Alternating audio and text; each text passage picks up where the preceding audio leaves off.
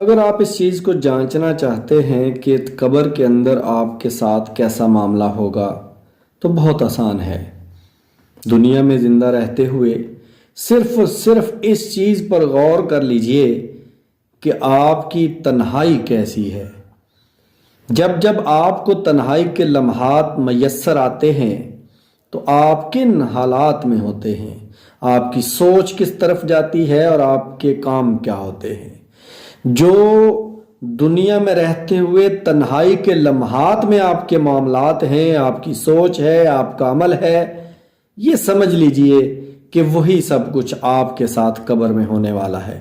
اگر تو آپ تنہائی کے لمحات میں بھی بہترین حالت میں ہیں، اپنے بہترین راستے پر ہیں، صراط مستقیم والے راستے پر ہیں، اللہ کے ساتھ تعلق مضبوط ہے، آپ کی چیزیں درست سمت میں ہیں، تو قبر میں روشنی ہی روشنی ہے۔ اور اگر